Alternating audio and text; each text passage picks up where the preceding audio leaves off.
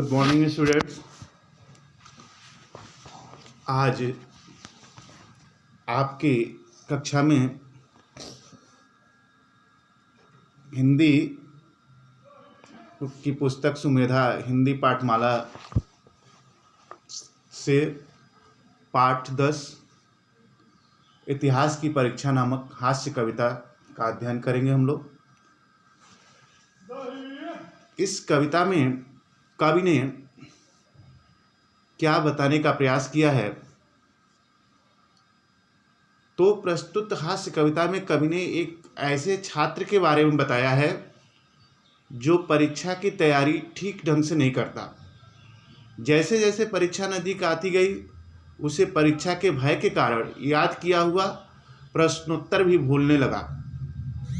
इस हास्य कविता में कवि ने इतिहास विषय की परीक्षा के दिन दशा थी इसका वर्णन किया है।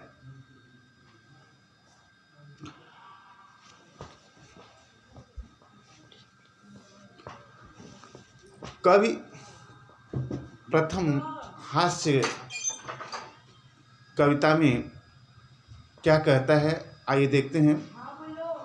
इतिहास की परीक्षा थी उस दिन, चिंता से हृदय धड़कता था, थे बुरे शकुन घर से चलते ही बायां हाथ फड़कता था। पहली कविता में कवि छात्र की मनोदशा का वर्णन करता हुआ कहता है कि छात्र की परीक्षा समय सारणी के अनुसार चल रही थी। एक दिन इतिहास विषय का प्रश्न पत्र था। उसका दिल परीक्षा के भय से बार बार अत्यधिक चिंतित होने के कारण धड़क रहा था। वह चिंतित था। जैसे ही छात्र इतिहास की परीक्षा देने के लिए घर से बाहर निकलता है, उसे बुरे ख्याल, बुरे शकुन अर्थात अपशकुन होने लगते हैं। उसका बायां हाथ फड़कने लगता है। कवि दूसरे काव्य पंक्ति में क्या कहता है, देखें। मैंने सवाल जो याद किए वे केवल आधे याद हुए, उनमें से भी कुछ स्कूल तलक आते आते बर्बाद हुए। कवि इस काव्य पंक्ति में बताता है कि छात्र ने जो प्रश्न याद किए थे उसे केवल आधा ही याद हुआ था और वह भी स्कूल तक पहुँचते पहुँचते उसे भूल गया। सब कुछ बर्बाद हुआ अर्थात सब कुछ उसे भूल जाता है। पर्चा हाथों से पकड़ लिया, आंखें मूंदी टुक झूम गया, पढ़ते ही छाया अंधकार, चक्कर आया सिर घूम गया। कवि इस काव्य पंक्ति में बताता है कि पर्चा हाथ में पकड़ते ही उसकी आंखें मुदने लगी, उसके चारों तरफ अंधकार छाने लगा। टुक शब्द का अर्थ है जरा सा, चारों तरफ अंधकार छाने के साथ वह आंखें मुद गई और टुक मैंने जरा सा झूमने सा लगता है और पर्चा पढ़ते ही उसके तरफ एक घना अंधकार छाने लगता है और उसका सिर घूमने लगता है, चक्कर आने लगता है। उसे लगता है कि वह बेहोशी के कारण गिर पड़ेगा। अगली काव्य पंक्ति में कवि क्या कहता है, ओ प्रश्न पत्र लिखने वाले क्या मुँह लेकर उत्तर दे हम, तो लिख दे तेरी जो मर्जी, ये पर्चा है या ये ठम्बम। कवि छात्र की मनोदशा का वर्णन करता हुआ कहता है कि जैसे ही छात्र प्रश्न पत्र पढ़ता, इतिहास विषय का प्रश्न पत्र पढ़ता है, उसे उसके मन में अनायासी यह भाव उठते हैं कि जिस किसी ने भी इस प्रश्न पत्र को बनाया है, लिखा है, उसको वह किस मुंह से उत्तर दे, क्योंकि उससे जो कुछ भी याद हुआ था वह तो सब भूल गया। वह कहता है कि ए प्रश्न पत्र लिखने वाले, तुझे जो कुछ भी मेरे बारे में जितना भी लिखना हो, जो भी तुम्हारी मर्जी हो, तुम्हारी इच्छा हो, मर्जी का अर्थ है इच्छा, तुम लिख देना। यह पर्चा मुझे किसी एटम बम अर्थात परमाणु बम से कम नहीं दिखता है। मेरे लिए यह पर्चा परमाणु बम से अधिक विस्फोटक दिखता है। मेरी समझ में यह पर्चा नहीं आ रहा है। आगे कहता है कवि कि गीता कहती है कर्म करो, फल की चिंता मत किया करो, मन में आए जो बात उसी को पर्चे पर लिख दिया करो। कवि छात्र की मनोदशा का वर्णन करता हुआ कहता है कि छात्र के मन में विचार आता है कि गीता कहती है कि कर्म करो, अर्थात गीता में लिखा हुआ है, भगवान श्री कृष्ण ने अर्जुन को उपदेश देते हुए कहा था कि तुम कर्म करो, फल की चिंता मत करो। जिस प्रकार तुम कर्म करोगे उसके अनुसार मैं तुम्हें अवश्य ही फल दूंगा। तो मेरे मन में भी जो कुछ भी है इस पर्चे में, भले ही पर्चे के अनुसार मुझे याद नहीं है, लेकिन मुझे भी कर्म करना चाहिए और जो भी मन में है उसे प्रश्न पत्र में आए हुए प्रश्नों के उत्तर देने चाहिए। अब अगले काव्य पंक्ति में कवि क्या लिखता है, मेरे अंतर के पाठ खुले पर्चे पर कलम चली चंचल, ज्यों किसी खेत की छाती पर चलता हो हलवाहे का हल। कवि प्रस्तुत काव्य पंक्ति में छात्र की मनोदशा का वर्णन करता हुआ छात्र की इतिहास विषय में कैसी स्थिति थी, परीक्षा के समय वह क्या कुछ सोचता है, इसका वर्णन करता हुआ लिखता है कि छात्र के अंतर मन के कपाट खुल गए, अर्थात उसके मन के कपाट खुलते हैं और पर्चा पढ़ करके वह उत्तर पुस्तिका पर उसकी चंचल कलमें चलने लगती हैं, जैसे किसी खेत की छाती पर हलवाहा अर्थात हल चलाने वाला किसान हल चलाता है, ठीक उसी तरह से वह खराब लिखावट में, अत्यधिक खराब लिखावट में उत्तर पुस्तिका पर प्रश्नों के उत्तर देने लगता है।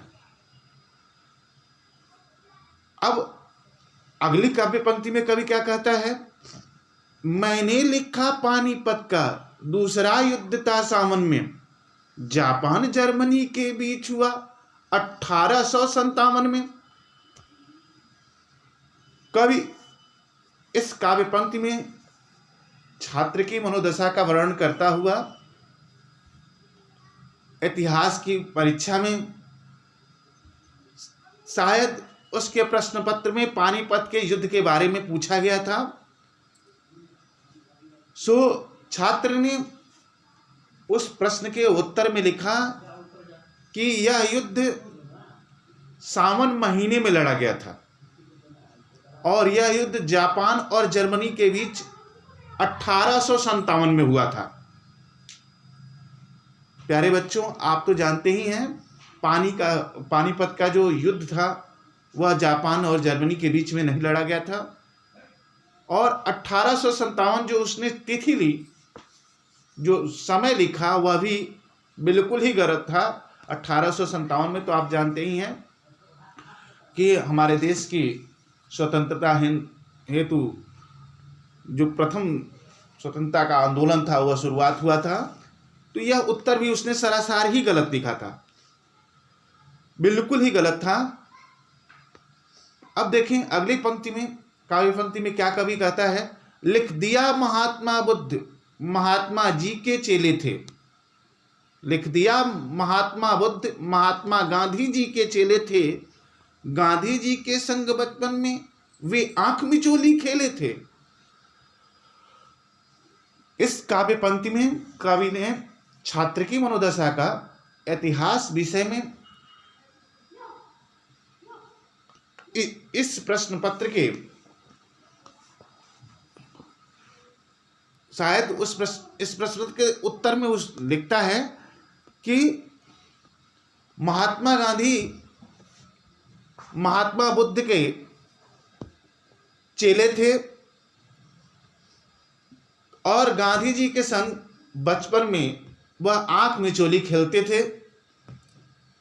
राणा प्रताप ने गौरी को केवल 10 बार हराया था। अकबर ने हिंद महासागर अमेरिका से मंगवाया था। कहता है कि राणा प्रताप ने गौरी को केवल 10 बार हराया था। अकबर ने हिंद महासागर अमेरिका से मंगवाया था। शायद उस प्रश्न पत्र में छात्र से यह पूछा गया था कि राणा प्रताप और मोहम्मद गौरी के बीच जो युद्ध हुआ था वह कितने बार हुआ था। तो उसके उत्तर में वह लिखता है कि राणा प्रताप ने गौरी को केवल 10 बार हराया था। राणा प्रताप ने मोहम्मद गौरी को केवल 10 बार हराया था और अकबर ने हिंद महासागर को अमेरिका से मंगवाया था। आप जानते ही हैं इस तरह का उत्तर भी केवल हास्यास्पद है। और अगले प्रश्न के उत्तर में कवि किन पंक्तियों का प्रयोग करता है। मोहम्मद गजनवी उठते ही 2 घंटे रोज नाचता था। औरंगजेब रंग में आकर औरों की जेब काटता था। मोहम्मद गजनवी, शायद उस प्रश्न पत्र में छात्र से पूछा गया था कि मोहम्मद गजनवी की दिनचर्या क्या थी। इस उत्तर में छात्र लिखता है कि मोहम्मद गजनवी की दिनचर्या यह थी कि वह सुबह उठते ही 2 घंटे रोज नाचा करता था। औरंगजेब के बारे में भी उस प्रश्न पत्र में लिखा गया था। औरंगजेब के बारे में छात्र लिखता है कि औरंगजेब रोज सुबह उठकर औरों की अर्थात दूसरों की जेब को काटने का कार्य करता था।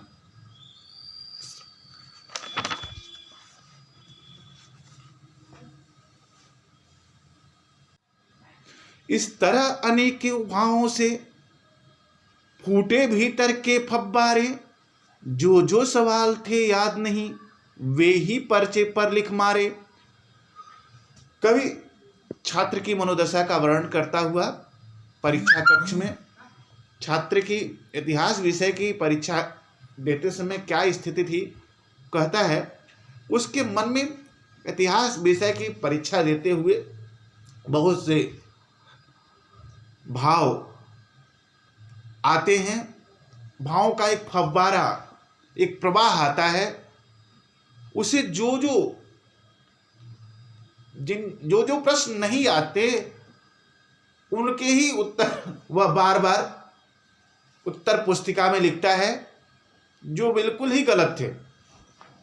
आगे लिखता है कवि कि हो गया परीक्षक पागल सा मेरी कॉपी को देख देख।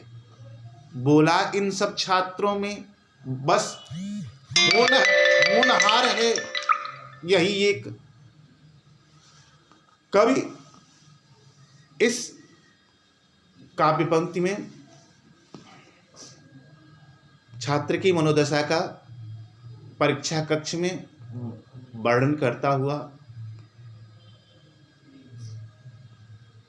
कहता है कि कैसे परीक्षक तक उसकी कॉपी मूल्यांकन के हेतु प्रस्तुत होती है जाती है।